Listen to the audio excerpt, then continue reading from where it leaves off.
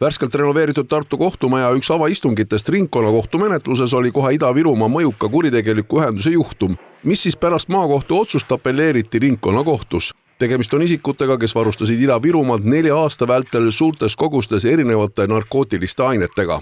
Miks see protsess on ainulaadne, sest Viru maakohus vabastas kohtu otsusega eelmise aasta detsembri alguses süüaluste pingis selle kuritegeliku grupeeringu juhi Svetoslav Borissovi. Lisaks peab riik talle tasuma erinevaid hüvitisi kokku suurusjärgus ligi 300 000 eurot. Lisaks temale on kohtu all veel 4 isikut, kes otseselt olid seotud selle grupeeringuga. Ka nemad Viru maakohtu otsusega mõisteti kuritegeliku ühenduse kuulumise süüdistuses õigeks. Karistused määrati vaid narkoainete ülisuures koguses käitlemise eest ja need ulatuvad erinevate isikute puhul 10 aastast 17 aastani. Nad käitlesid erilegilisi narkootilisi aineid, kokku tuvastati selles menetluses, et alates 2019-20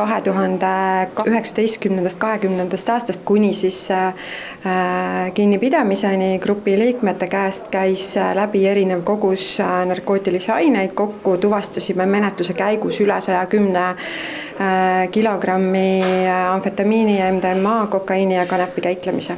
Põhiliselt toodi narkootikumid sisse madalmaadest ning põhikullerina tegutses leedukas Laurinius Sutaustas. Nüüd siis ongi prokuratuur appelleerinud esimese astme kohtuotsuse teises kohtuastmes. Seadus näeb selliste kuritegude eest väga karmid karistused, et maksimaalne võimalik karistus suures koguses narkootilise aine käitlemise eest varalise kasu saamise eesmärgil on isegi eluaegne vangistus.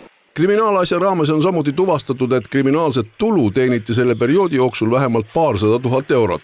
Kriminaalasja arutelu ringkonnakohtus jätkub detsembris.